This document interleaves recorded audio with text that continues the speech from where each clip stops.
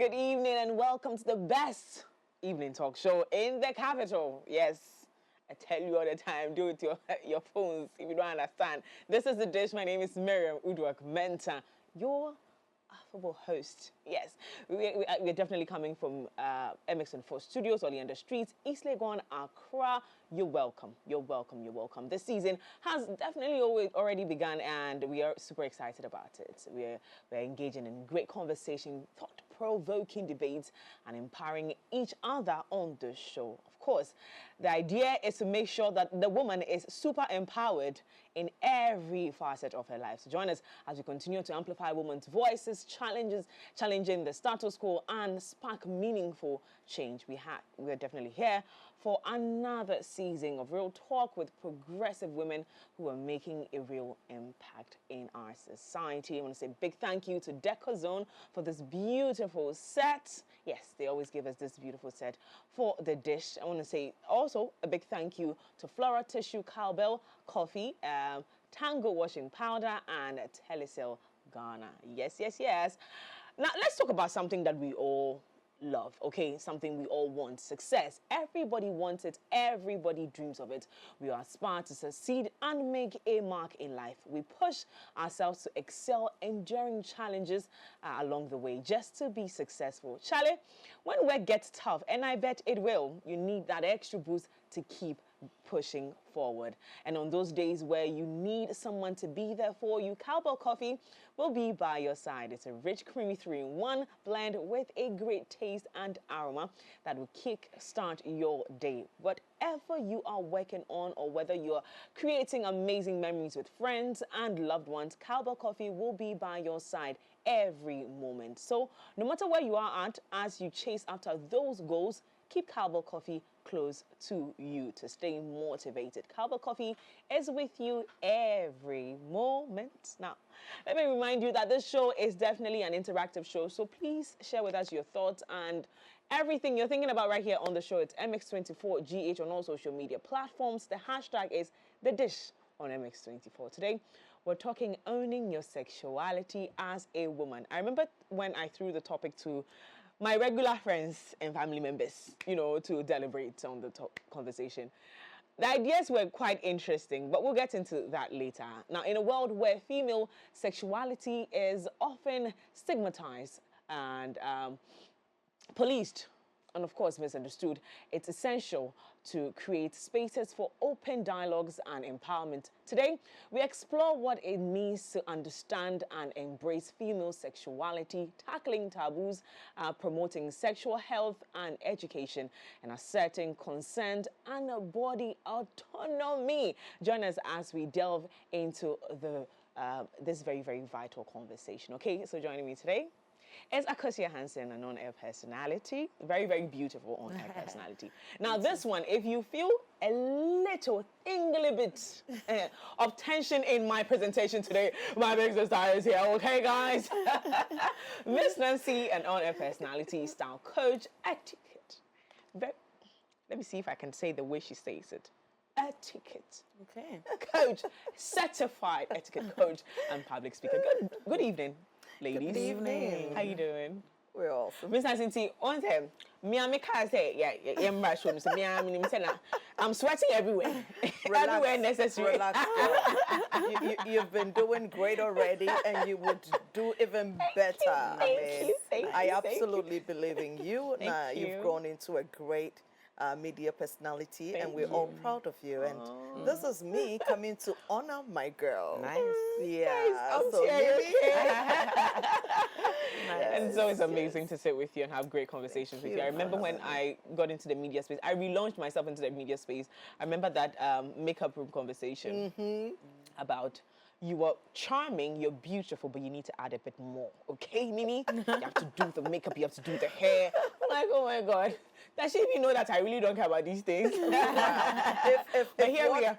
This is what you do, and it is part of your work costume. It is like you cannot, as let me say, an architect or a draftsman, go on site without your helmet. You cannot come on television without looking beyond every day. So this is you. You're owning it, and girl, I'm proud of you. Thank you. I am. All right. Akosua Hanson, I mean, we've met before once on the show. Yes, So before then, you should have seen me. Girl, I was an assistant tomboy. Like, I could not be bothered. But now, that brings me to a conversation for today. Owning your sexuality. And when, like I said earlier, when I got the topic from my producers, I tried to deliberate some of these topics with my friends and the family, and it zoomed straight into the LGBTQ conversation. And I was like, this entire conversation is beyond that. There's a bigger conversation where women are not understanding who they are as women, understanding their body and what they should even allow into their bodies. And so for me, this conversation is way bigger than anything that we could ever think about when it comes to sexuality. Also, young girls are allowing certain conversations to be had about their bodies that is not the right thing to do, right? And so today on the show, be ready for the education, okay? Be ready for it, because I am here to learn from my big sisters. And I mean, it's okay to do that, all right? So let's stay here and learn and grow together. Now, let's go straight into the conversation. Miss Nancy, I'm going to start with you. What does owning your sexuality as a woman mean to you? As a lifestyle coach, as a woman who owns herself. When this one is coming, her confidence is on the 1,000. Oh, how? I love being a woman. I love being feminine. With everything that I have experienced in my over 40 years on earth as a woman, I believe that I love it so much, I've accepted it so much, that in my next life, I'd still want to be a woman. I am not a feminist. I'm not a girl that feels like we want to be same with the men. No, I am the woman that feels like there is a man in me that can rise up when there is no man to do the manly things around me. But definitely I am a woman, absolutely. And so when there is an opportunity for me to show the man in me and there is nobody there to help me out, I would definitely activate my masculine energies. But otherwise, soft life, baby girl, weaker vessels, we are the neck and not the head.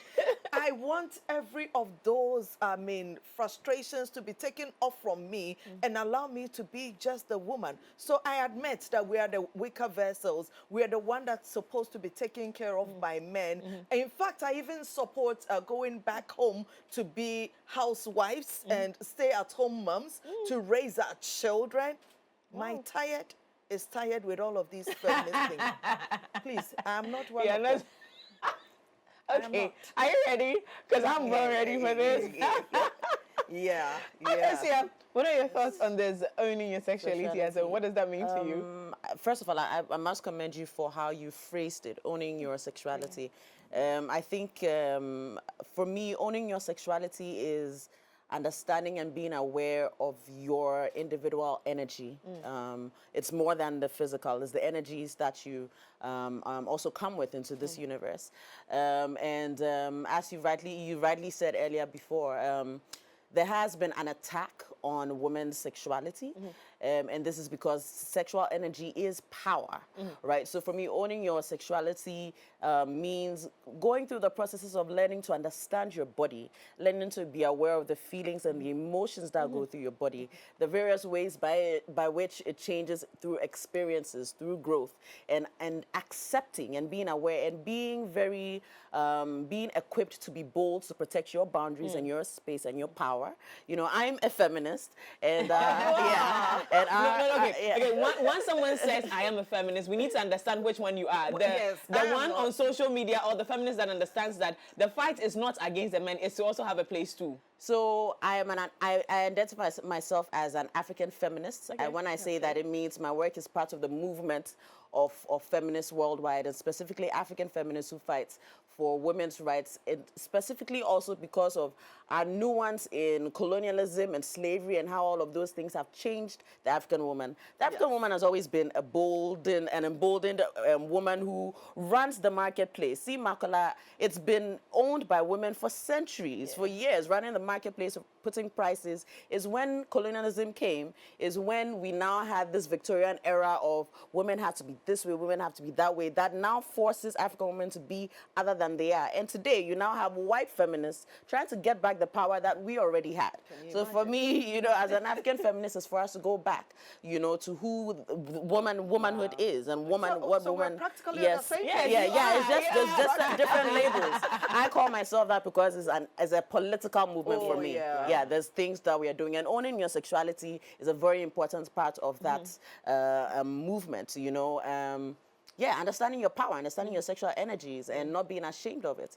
You know, and understanding sexuality is a deep ocean, you know, and it's something you continuously learn the rest of your life. So being able to wade through the waters, being forgiven with yourself, not learning also not to allow people to take control and take over, because we're in a world where, you know, men have made this, or patriarchy, I should say, has made this system where sexuality and sex is this war zone, a predator-prey relationship. When I see a woman, she's meat, as opposed to, no, this is another energy, a divine being about to share energies with, and therefore I honor, therefore I respect, therefore I learn to reciprocate, you know. So for me, owning your sexuality is all these things. It's finding your way back to self. I love that you brought in the entire cultural conversation, because again, when a woman has gone through the happenings of life, like for instance rape, of your sexual abuse, assault, and all these things, it changes you. Yeah. And no matter, I don't want to say I don't care what anybody says, but even when you have grown out of that, maybe you were abused at 13, at 30, it will still have some sort of an impact on the kind of woman you become. And it's okay, because changes have happened. We women, I think to an extent, don't even appreciate that. So culturally, we're wired to be a certain type of person, and we remain like that. Yes. Okay, don't let the pain show too much. Okay, don't do this. And again, my men will be like, but we are the ones who suffer the most, but that's not about you, okay? Allow us to have a conversation about us. And so it's okay for the changes to happen. In my opinion, the changes should happen, let it happen, but know it when it's happening and embrace the change when it does. I think the other day we talked about menstrual cycle on the show, and it was a big conversation. I was like, we cannot use one show to exhaust that conversation. But let's come back to the cultural norms and how they impact the woman's understanding of her sexuality and how she would appreciate that. Now, moving into the sexuality of a woman, understanding the woman body, the feminine body, the great feelings and emotions and everything that makes you woman. We were almost groomed to think, I mean, when we were younger, we grew up right here in Kumasi, and we had families and mothers and teachers teaching you that, hey, teenage, if you are not careful, a man will use you for his pleasure. Yeah. So my first experience of sexuality is a man using me for his pleasure. Nobody told me that I had some pleasure too. Yes. That I could also explore. So a woman is never made to understand from day one that sexual intimacy isn't only about a man getting pleasure from you, but a man is also supposed to give you pleasure. And you need to understand your body so that you can allow yourself to be worshipped, to be adored, to be given every little thing that will take you to that utmost pleasure that a woman deserves. And that is the part where education on teenage sexuality has gone wrong. We left the girls feminine out of it. We never told them. Boys have always, in advertisement, oh, when you feel the urge to have sex, go run around, get a dog to, you know, pursue you. And after that vigorous exercise, you forget about it. But I am a girl, and I also felt something, and nobody told me that I was going to feel something, and whatever it is, I'm feeling what it means and what I could do with it to my benefit. And so I was not expecting any kind of sexual pleasure at all. And imagine if I know of a lady that only had her first, if I'm allowed, big O, I mean orgasm, at the age of 30. And she said, finally, my virginity has been taken. Finally, I am human. And she was married at the age of 22. Ah. Wow. Up till 30 years. She had never experienced the big O. So, like the regular, she was just a feminine body giving pleasure to her husband. How unfair, how mean, what a wasted years of big O's she could have had. Yeah. Right? Crazy. Now, again, looking up this conversation, I realized that in different countries, in very, very few countries, we have seen that the conversation, the education on owning your sexuality, understanding the woman's body, and like Miss Nancy said, knowing that you also deserve something when it comes to that conversation.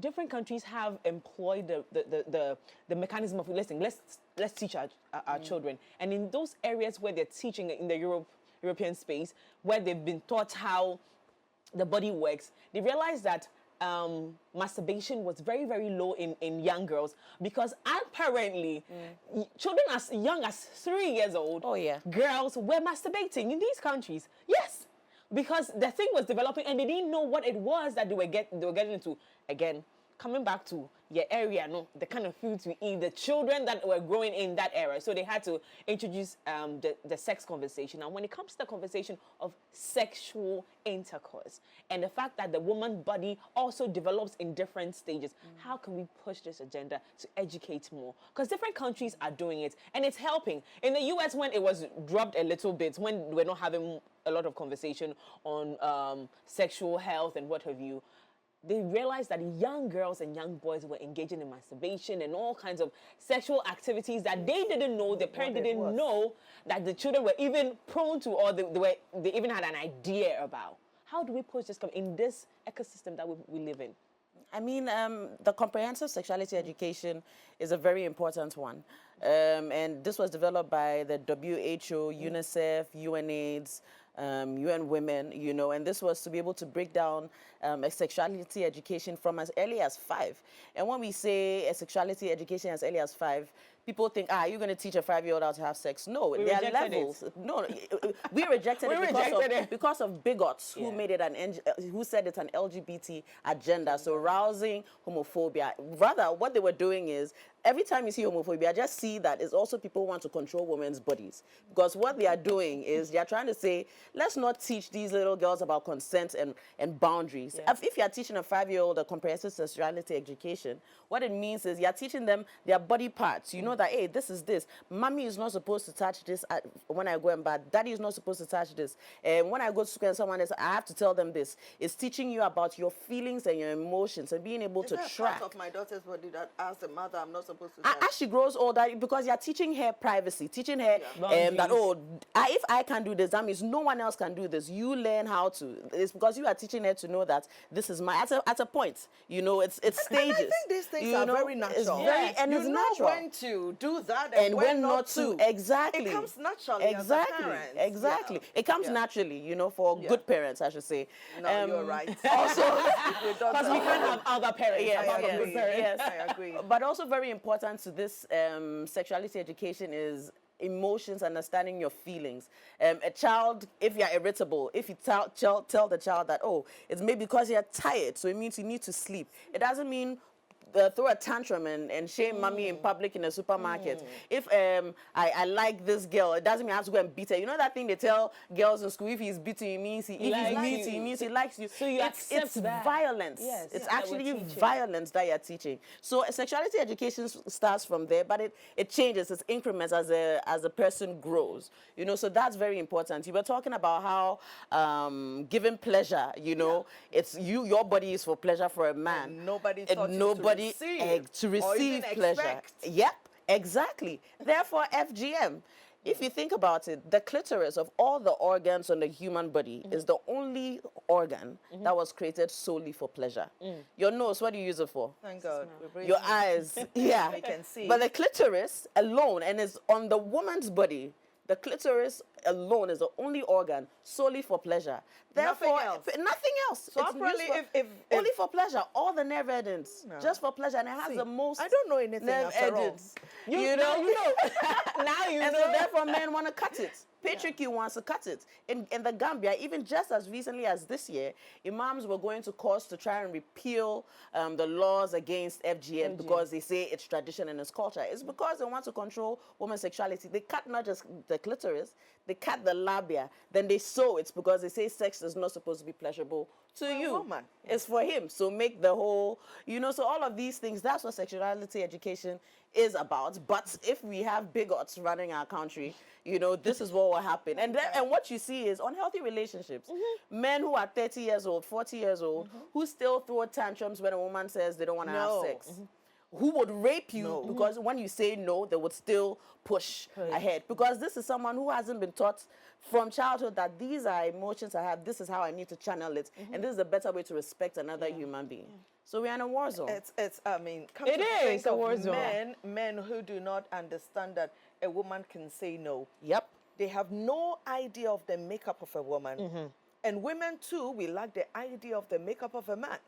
Because if you knew that as a husband, every 2 or 3 days maximum, his testicles is getting full and it needs a release, you understand why your partner needs sex so often as a woman. And so you understand and you design ways of living with a man with such healthy needs. And you, the man, if you understand that technically, biologically, a woman's body goes through ovulation. That is the time for most women that they feel sexual need. Before ovulation or I do not know how it works, but during that period, that 4 or 5 days, women become sensitive. They have the need for sex. They remember that this part of their body is not only for number 1 and 2, that it needs other things too. But if you look at a woman, you should understand that it's not every day that a woman needs a man physically. So as a husband or as a partner, you will need to groom her, excite her senses, create the ambience that she can mentally move to a place where she can be with you on a daily basis. So if a man understands that the woman's makeup, sexual makeup is not same as mine, I need it every 2 days. In fact, some men need it every day. And some women too, And some women too. But majority of women, actually, if they are staying away from information that excites their fantasies and all of that, they are going to be real. You will realize that, okay, during the month, at least 6 days, I'm up for it. The other days, I'm not really up for it. You would have to tickle me here, be kind to me, do that, say nice things in order to get into my brain, for my brain to respond to the excitement you're giving to my body. It's a process. So these are things of sexual. I am not into activism or anything. I'm speaking as a regular Ghanaian woman that needs a man to understand the makeup, the feminine makeup of women, so you know that it's not your wife being mean or rude or denying you of sex. Our makeup does not allow that. Just because you have something lifted in front of you, I may not have, and there are ways you can get me there. So if you do not understand this, you would not be able to get me there, and there would always be that conflict. And that is why in the olden days, there was always polygamy. When wife A is not ready for it, wife B may be ready for it. And so every day the man is being attended to as often as he needs. As often as he needs. And also for business purposes. So understanding the sexuality of ourselves for both women and even our men makes a lot of sense. It is a very important conversation that you brought up today. Thank you so much, ladies. We're going to continue the conversation right here, and I know you are learning. I told you that what we're doing here on the show is to learn and grow and be better women right here. And so please do not move. We're going for a quick commercial break. When we return, the conversation continues right here on The Dish. We'll be right back.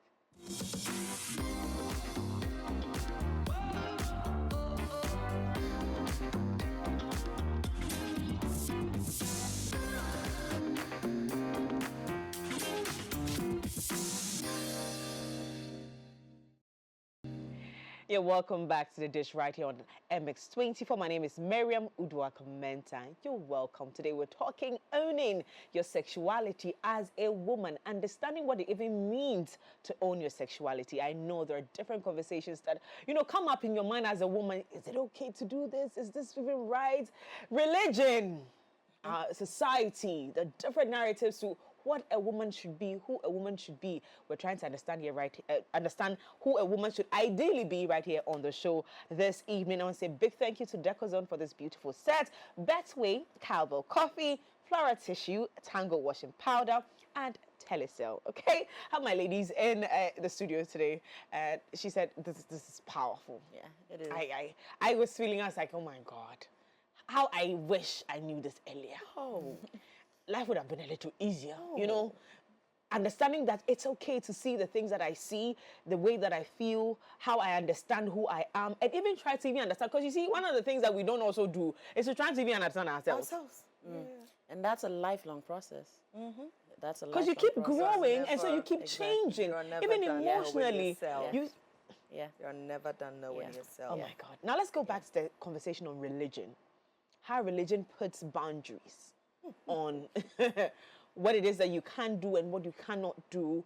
So as a woman, you are also in a society where you belong to a certain religion that frowns on certain things, but your body is saying another. I'm going to start with you, Miss Nancy, because you're so mommy.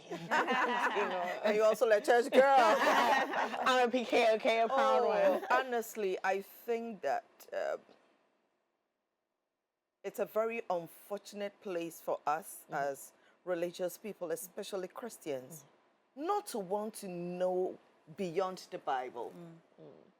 When you grow up in an environment such as I grew up and you are, it is a church work or church school work. That is it. Now, if it's books that you're studying to have knowledge to pass your exams and all of that. I remember my dad used to look at the books, the story books that I read, to make sure that there were some things that, even though it was age appropriate, you know, the Mills and Boons, they were Yes, hey, Mills and Boons. Yes, very early I started doing the Daniel Steele's and the Jackie Collinses, and those have got some very graphic, and the fantasies in there was shocking to me. It was shocking to me because it was beyond anything I had heard, because I was just that classroom to church. So that was my place of, you know, imagining what else was in the world. Even though I did not get the opportunity to practice as early as I wanted. She said as I wanted. Yeah, because you wanted to know other things and you were so scared. In fact, we were so scared of getting pregnant. Yes, of course. Yeah. We were, all you ever heard was, Okonyima uskulabo. Okonyima unkoyo biya. You never amount to anything when you get pregnant early in life and all of that. I think that religion stood in our way. In fact, Christianity. Now there is a Songs of Solomon that talks about the adoration of a woman's body, the adoration of her breast, the beautiful eyes, the physically given compliments to your woman. And that part of the Bible we don't read. No. It's never read. It's missing. It's blurred. We never read it. Praise woman of God. So it is, we just, even though the Bible is the book of life, we choose which parts of the Bible we expose and which parts we do not. And you realize that even now, I remember years ago when I was with another network, the EIB network, and I was the host of a sex talk show. Yes. I practically, lost a beloved because he would not have a woman who is unmarried sitting on TV talking about sex as a wife. It dented his very religious, very spiritual image. And I know that I was the love of his life and it was his loss. His big loss. Oh my goodness. And it's not He's him. lost. It's also because of the education about sex that he received that makes it embarrassing to know a woman who knows so much about sex. And they even forget that these contents are produced. I have a producer whose work is to find me all the information, and It's not like you sit there and even know I know everything. I just have the skill of presenting what I've been presented with as if it came from me. Absolutely. That's it. Absolutely. That makes me stand out as a presenter. So the church, Christianity, religion has done a lot of harm to owning our sexuality, especially as women. It is quite sad, and the most unhappy married women in the bedroom, I can promise you, are the Christian sisters. Praise the Lord. Hallelujah. Hallelujah. Hallelujah. Hallelujah. Oh my, I feel like she said everything and you said it so clearly. Thank you for that. All I think I'll add to it is, I mean, like we said earlier, sexuality is a power, right? And if you are able to delve into that power, understand that power, if we are talking spirituality, it expands your spirituality. It helps you ascend to the higher person you can be. Imagine how you feel after a really good bout of good love making, you know?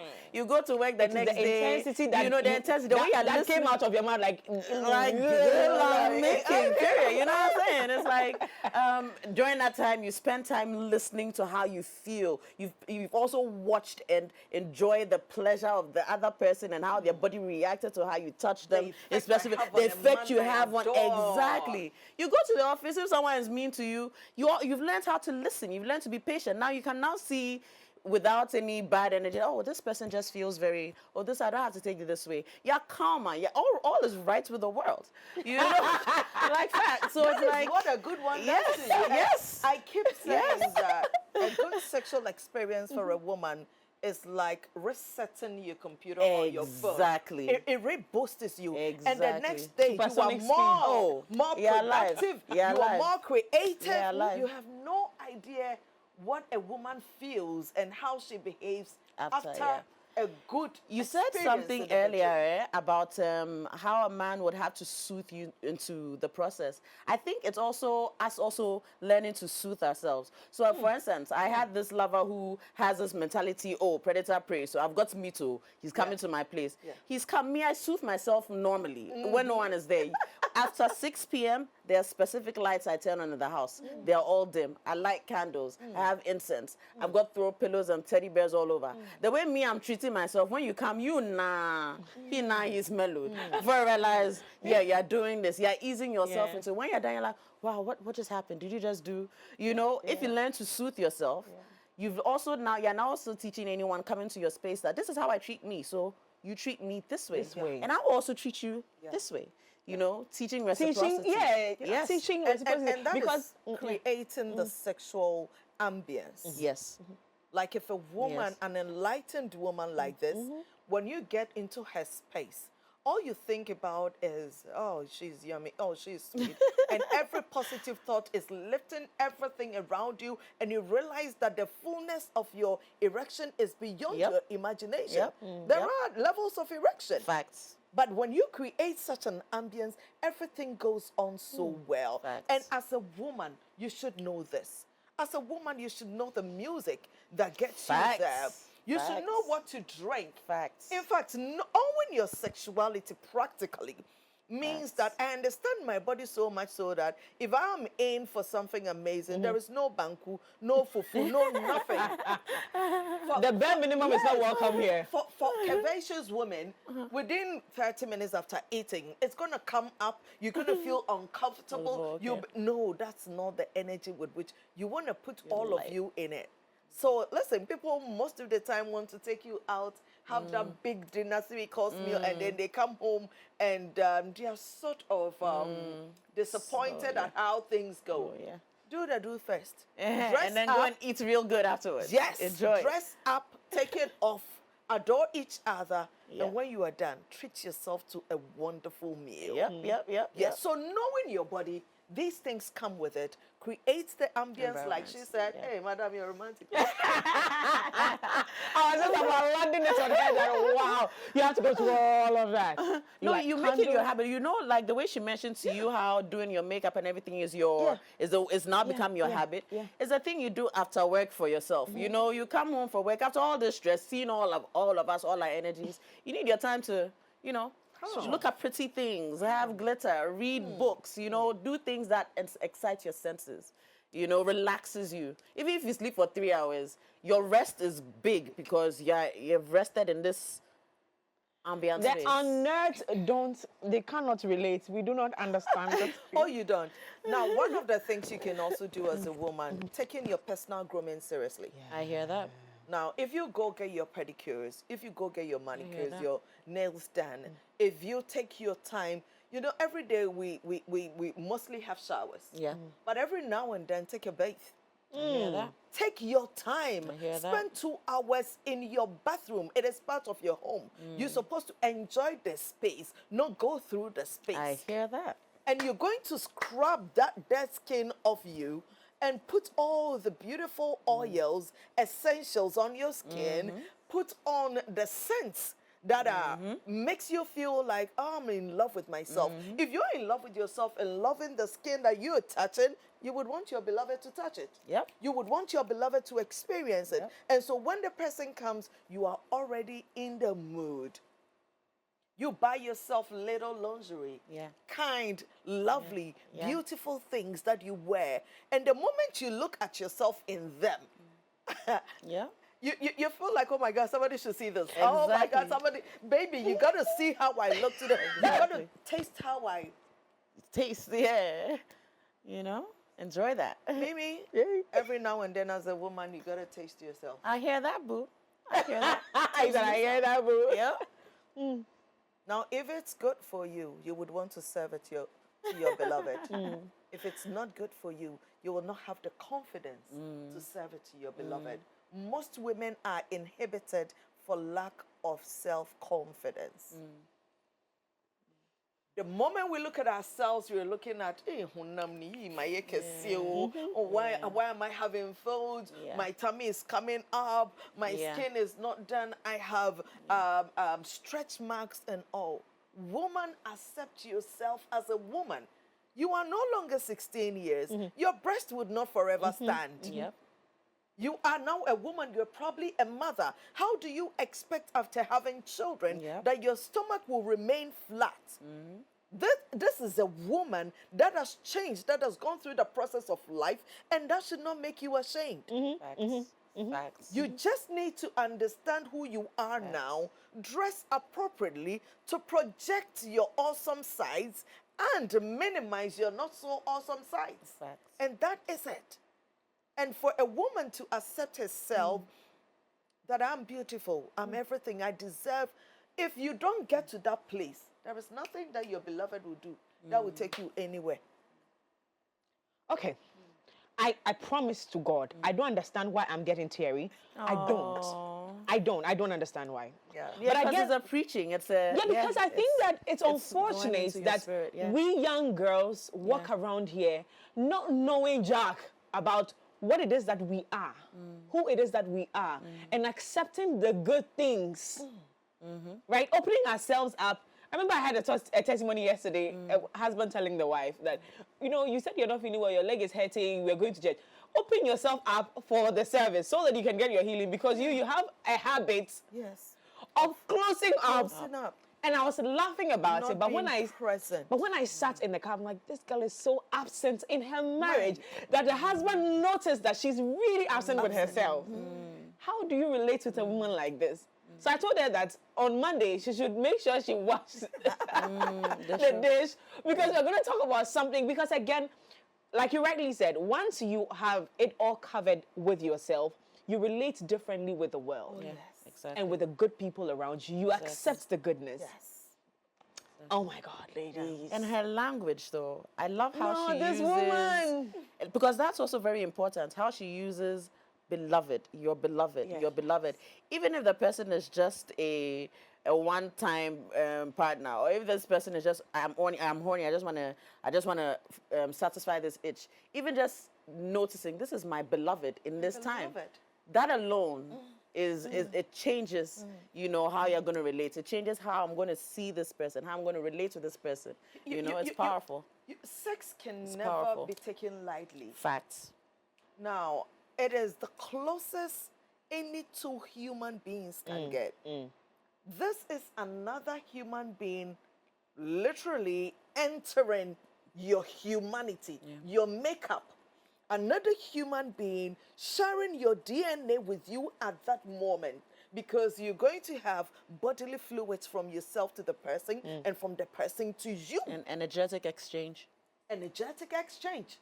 Your energies, you're mixing it, and one is supporting the other. One is either bringing one down, or you are both elevating each other onto realms that are unknown to both of you. You can never take sex lightly. Now, women need to be present. our presence is essential. We owe ourselves that.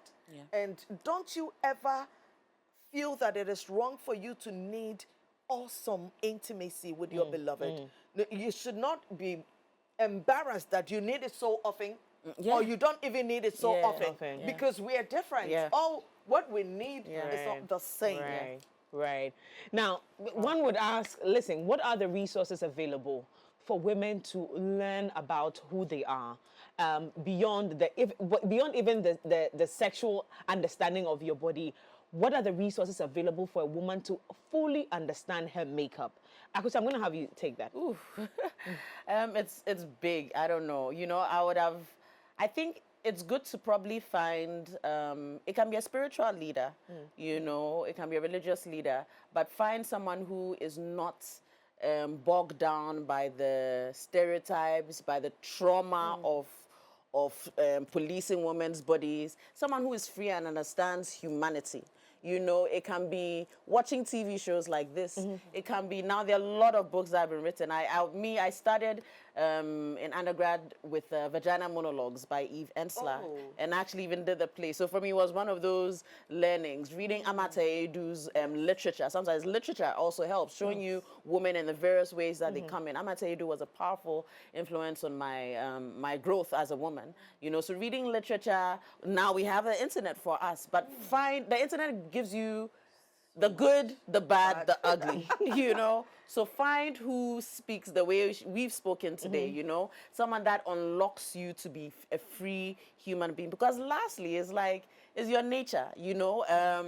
It's nature naturing. If you crave sex, it's nature naturing. It's just doing its thing. That's it, you know? You eat. When you need to go to number one, you do number one, you know? So it's a basic thing. So it's just for you to understand that not everyone will facilitate your freedom. So try to go to the spaces where, they recognize this is a human thing. And anyone who can teach me to love. And also meditation. Therapy is important. Sometimes I learned sexuality a lot also because of the men I was sleeping with. There are ways that I'll know that, hey, the way this person behaved with me, I don't want this again. Sometimes experiences teach you very clearly, I don't want this, and it helps. You have to learn those lessons. Oh, I like this. 5 years ago, I discovered I get neck orgasms. There's ways that you can suck or bite my neck that I actually orgasm with just you sucking my neck. Someone can relate to what? You know, there is something about the neck. I don't know about it. She's talking about it. So don't believe I know about it. I don't know about it.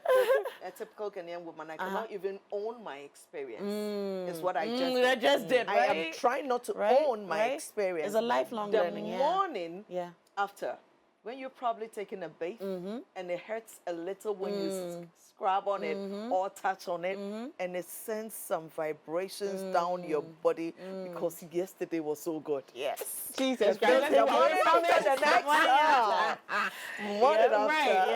Yes. Awesome. So I mean, there's a lot that I would advise. Adventures from the Bedrooms of African Women, which is a blog that was started 10 years ago by Nana Akosua and Malaika Grant. I don't know, you know of them. Yes. They write about people, everything, and women send their stories. I tried so much to get them on my show, but I was okay. never able to. Oh yeah, she's always flying. She even has a book, The Sex Lives of African Women, that she's published. They've done this work on African women's sexuality specifically. So that's something I can also recommend. Now, I want to go very practical. Know your body. Are you able to touch yourself? Do you know how hard you need to be hit for it to hurt?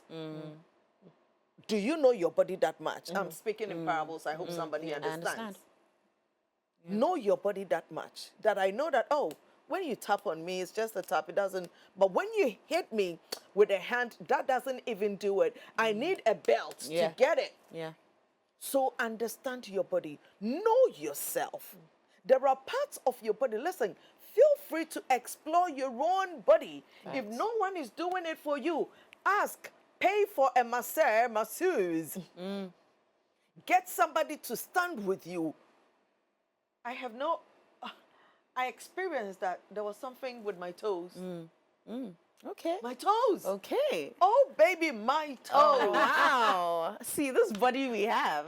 And imagine if I had died earlier, I would have gone without knowing that there is some power on my toes. I take my pedicures very seriously. I hear that. I allow my feet to be adored, so I present them in a way that my king will feel honored to worship my feet, to adore my feet. Do you know your body enough to know which parts of it? Don't be stuck with lips and breast and bum alone. Yeah. There are places, the neck, other places. Go, get a masseur. Let them take their time to work on you. When they are touching you, feel what feels good. Take notes of it mentally and guide your beloved to those places, and you will both be happy. Let us make, we don't have much here. What do we have much here in Africa, in Ghana, that makes us happy, that keeps our souls revived? What we all can get without paying for anything, that is if you have a beloved. Some people are paying for it. Yes. It's great companionship and intimacy in the bedroom. And it doesn't have to always be in the bedroom. Oh my God. So no, we're not going to the bedroom. There shall be no further sexual conversations in this room. But again, like Miss Nancy admitted, again, like an African woman rejecting the knowledge of to even help you be a better person. But for you out there, the whole idea for this conversation was to make sure that you appreciate who you are and what you are as a woman. It is so important that as you grow through the different phases of your life, you understand that your body, your person is also equally important as succeeding in that business, as succeeding in that career. And so for you, we brought this to you right here from the dish. The final words, ladies, for our beautiful viewers this morning, even for the men who have watched this evening, sorry. I guess I would say own your sexuality. The words may seem vague, but it means take your time to learn about yourself, be aware about yourself, and enjoy yourself in the various ways that you would change and grow. And for, even like you mentioned, for men also, there's a lot of social trauma that's been put on us. There's a lot of social stereotyping telling us how we are supposed to behave as men, how you're supposed to behave as women. But know that for me, real manhood, a man who is a king, as she mentioned earlier, is someone who understands that the height of being a good human being is learning reciprocity and knowing this is not a takeover situation. This is the most loving, it's nature that has created this situation that you need to couple in this way. It's the most loving act. Why turn that into a space for war? That for me is the biggest crime. It's sad for me when I hear 1 in 5 girls, have gone through sexual abuse or sexual assault. And that's the one thing created by nature that is supposed to be non-war. So how do you put it? It's like putting poison in a woman's milk for a baby. It's unheard of. If a woman is feeding her baby, she's feeding pure milk. But imagine putting poison in for the baby. It's the same thing with sex. It's a loving thing. How do you then make this a space for assault? So let's strive to be the best we can be. And sexuality is also another way. Like the way someone can be religious, someone is a workaholic, someone wants to change the world. Sexuality is also that path to being an ascended human being. So that's a message I'll leave. Being an ascended human being. I love the English that has gone on this today. Anything for us before we go? Understanding who you are as a woman. Beyond the bedroom, you can exhibit your femininity, your sexuality, all to your own benefit. I'm not advocating for women to flirt, but the way you think, the way you behave, even in an office environment, just being woman around there can change things and get things to work out well. So understand these things. Understand what you bring, the presence you bring to every room, every place that you step out. And when you get to the bedroom, understand that you deserve that joy that you are given to your beloved. Understand it, expect it, and if possible, demand it. You deserve it. You do. If possible, demand it, because there's nothing wrong with demanding the right thing. Yes. Anywho, there's the thing that my mom says to me all the time, my mother, be graceful. You're a woman. Be graceful in every space that you find yourself. You don't have to be another man in the room. You're good enough as a woman. So own it today. And that is what we brought to you right here on The Dish. thank you so much for always being here. A big thank you to DecoZone for giving us this beautiful set. I tell you, if you want that house, like Akosua taught us today, let that house be a home, somewhere you really want to go to when you are tired of all the stress of this life, dealing with someone like me, who's quite a lot in the office and everybody else. Come home, come to your house, to a home. Come to a home. Stop giving yourself that stress of going back home to something that you do not like. And that's why in fact, I'm encouraging you to pass through DecoZone. Go grab those exciting things that will make your house a home. A big thank you to Cowboy Coffee, Flora Tissue, Betway, and again, Tango Washing Powder, and of course, Telecel for coming on board this amazing, amazing show. See you again next week. My name is Miriam U Mensah. Make sure not to move away from this amazing television station. It is MX24. See you.